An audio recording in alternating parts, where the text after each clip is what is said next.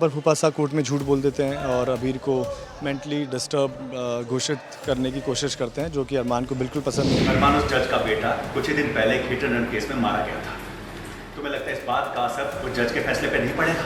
Of course पड़ेगा। Case हमारे हाथों से निकल रहा था, भाभी साहब को बचाना जरूरी था, मैं और क्या करता। स्टॉप इट फूफासा। आज आपने मुझे बेहोश करवाया ताकि आप अबीर के खिलाफ अनाप शनाप झूठ गढ़ सके। वो आदमी का करियर खत्म हो गया, उसके पांव काम नहीं कर रहे, वो डिप्रेशन में। एंड थैंक्स टू यू, आपकी वजह से आज लोगों को लगेगा कि उसे मेंटल इश्यूज भी हैं। आप उसकी जिंदगी के साथ खेल रहे हैं। आपको इस बात की परवाह है या नहीं? आपको किसी की भी परवाह है या नहीं? हम मां का केस सच बोलकर भी जीत सकते थे, पर आपको अबीर को पूरी तरह से डिस्ट्रॉय करना था। दोनों फैमिलीज के बीच में जो आग लगी उसे और भड़काना था। मेरा और अबीर का रिश्ता दांव पे लगाया, पर आपको सब वो चाहता था कि हम सच बोल कर केस जीतें, बट ये सब चीज़ें अरमान को बेहोश करके फूफासा ने कर दी, जिसकी वजह से he is levied with him. किस रिश्ते की बात कर रहे हो तुम? अबीर आपकी मेरी पत्नी है।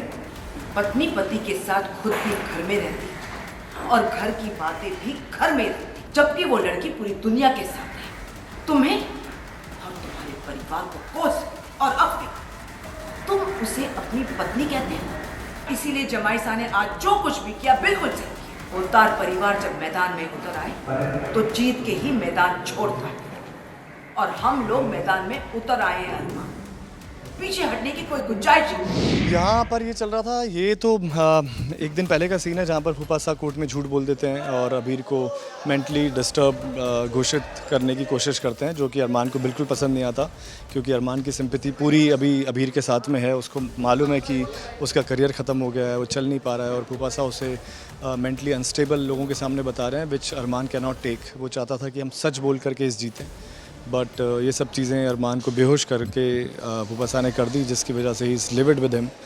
एंड उसके अलावा यही सब चल रहा है, जहाँ पे माँ को सज़ा हो गई है 10 साल की आफ्टर दैट डे। ये सीन के बाद में जो अगले दिन होता है, जिसकी वजह से Armaan is very disturb, he shattered. And देखते हैं आगे जाकर क्या होता है। अभी तो माहौल पूरा संगीन चल रहा है। डिफ़िकल्टीज़ तो होती हैं, बट अभी डिफ़िकल्टीज़ ये तो काम है ना, मतलब आपको स्क्रिप्ट जो मिलती है उस तो आपको परफॉर्म करना ही है उस तरह से। डिफ़िकल्टी होती है कि आपको बहुत ही इमोशनल डेप्थ में जाना पड़ता है सीन के लिए, तो ऐसे सीन्स करना मुश्किल तो बहुत होते हैं, बट जब इनका आउटपुट निकल के आता है तो फिर बहुत मज़ा आता है। बस तुम हमें सिर्फ इतना कि तुम अपनी माँ की हाल में या तुम्हारी दिलचस्पी बस पति, लेकिन हमारे लिए सच विद्या की जिंदगी से बढ़कर नहीं। दादी साहब, मेरे लिए भी माँ से इम्पोर्टेंट और कुछ नहीं है। रियली?